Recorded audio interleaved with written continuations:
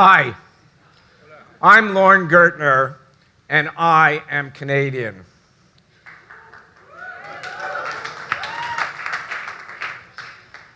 After spending 2 weeks at Christmas time in LA with my partner Emily, and my sister being a member of the Academy, we had the opportunity to spend 2 weeks watching approximately 50 screeners. And I've always believed Hollywood is a current window into culture and where we are today. And so I'm pleased after that experience to announce that I am an addict. I am addicted to design, culture, art, travel, and making the world a better place through cannabis and design excellence. Bear with me because public speaking is not my forte, so I have a written script, but I'll wander a bit, and I'll come back to point, and hopefully my story will inspire each and every one of you to take the road less traveled and to be in search of happiness. So this is my story. I was born in Toronto. I am the son of an immigrant, a hardworking entrepreneurial father. I'm third generation in the women's clothing business. My grandfather was in the women's clothing business. My father was in the women's clothing business. And I've been in the women's clothing business most of my life. And I come from a long line of what my son taught me recently, working machines.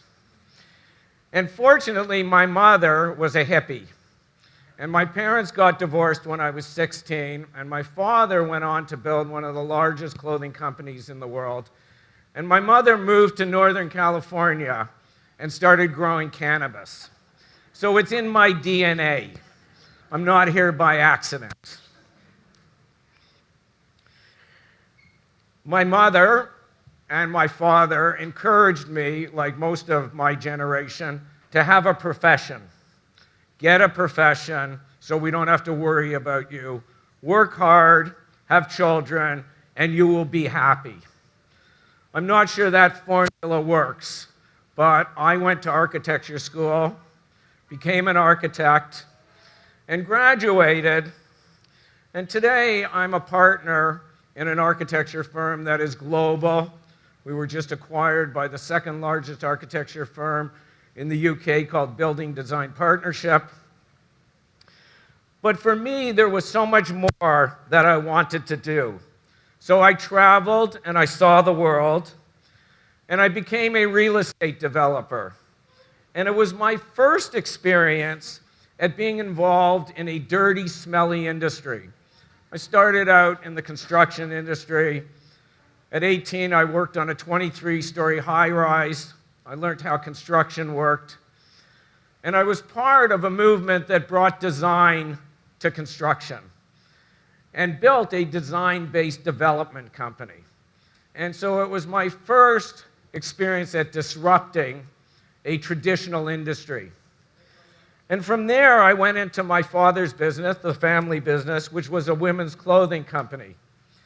And again, I had the same experience of being in a dirty, smelly industry. My father had factories all over the world, and we were a manufacturer. And I decided that we needed to be in the fashion business. And so I spent 15 years building a successful fashion brand. And so why is this important, and what does it mean to you? My life has been filled with influential experiences and life-changing moments that have led me here. I have had incredible mentors who have encouraged me to follow my dreams and my visions and tell me when what I was doing was wrong or off point.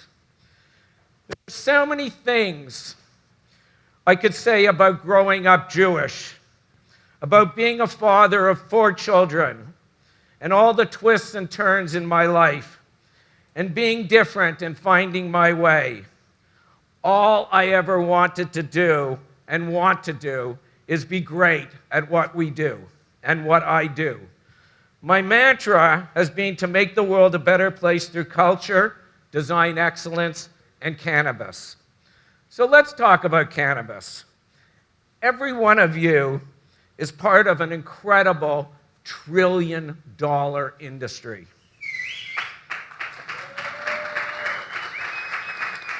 And more importantly, part of an emerging cultural shift, shattering the world over. Unbelievable that I was part of taking it from 0 to a 15 and now a 50 and $100 billion industry just a short while ago. In October last year, Canada marked the realization of what we call Cannabis 2.0, full federal legalization. This is a long way from my start in medical cannabis in 2000, where we created the first publicly traded cannabis company. For those of you that don't know, in 1998, a class action suit in Canada forced the Canadian government to provide medical cannabis. In 2004, actually in 2002, they gave out an RFP for somebody to grow that. That company was called Prairie Plant Systems. And I'm like the guy with the razor. I liked the company, so I bought the company. And in 2004, we took that public as the first cannabis company in North America. And then in late 2013, the Canadian government came along and said, we're going to give out licenses. We formed a company called PharmaCAN, today Cronos, and we invested in 7 of what we believed would be the first dozen licenses in Canada. And then in early 2014, along with my son, we started Tokyo Smoke. And so let's talk a little bit about Tokyo Smoke, in that we started with one coffee shop. And then shortly after, we bought a second coffee shop on Kijiji, which we converted and rebranded. And then a little while later, we opened our third coffee shop on High Street, on the most important retail street in Toronto, sandwiched in between Warby Parker and another emerging brand. And off that, we built a community. The success of Tokyo Smoke was the community of customers that we built, was the community of employees. Every employee was a shareholder. The community of like-minded people who believed in this emerging opportunity. Tokyo Smoke, a unique design-focused lifestyle brand, we sold last year to Canopy for around $400 million. When the first legal stores opened in Canada, I was there. It was remarkable, and so were the lineups to get in. For those of us that have been involved since the early days, Cannabis 1.0, this marks a new chapter. As I tell people, we're in the bottom of the first inning, in the first half of the game. This is just the beginning of the story. We are fully focused on Cannabis 3.0, which will move cannabis from legalization to normalization. No stigma, no subculture, and no longer illegal.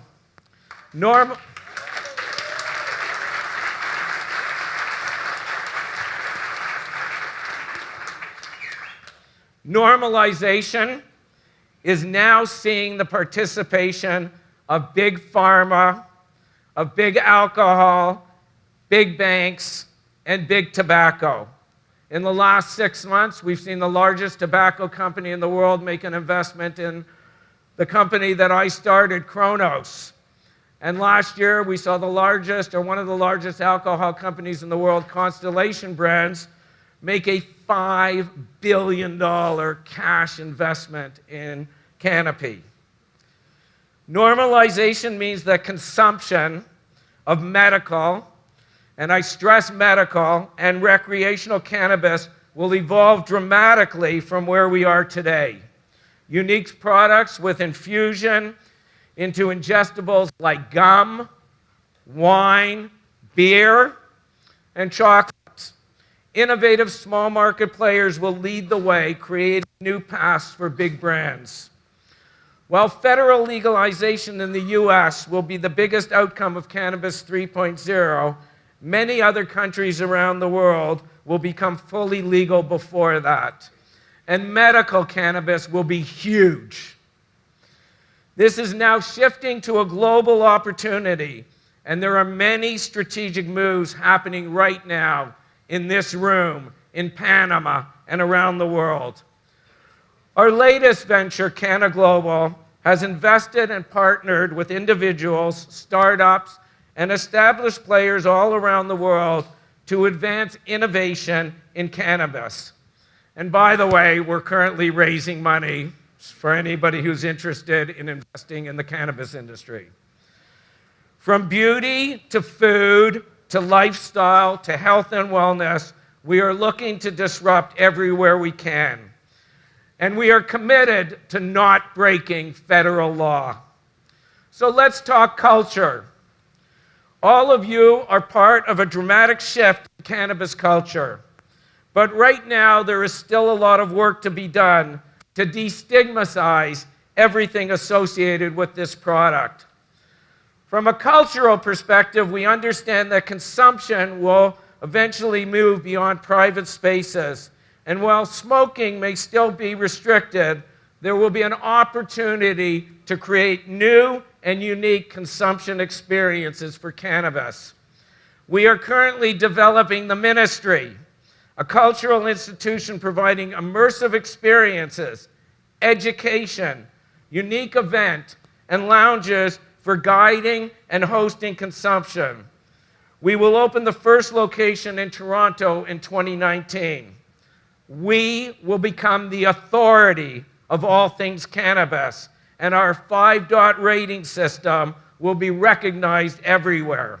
There is no language currently in cannabis today, and we are intent on building that language. We are also establishing the Mocana Foundation. Tzedakah, giving back, is an important word to me, and we will focus on the ongoing education, social impact, and influence of cannabis in legal and emerging markets, with special attention on responsible use. Cannabis culture goes way beyond consumption. Wherever I go, I discover what's new. I'm a voyeur.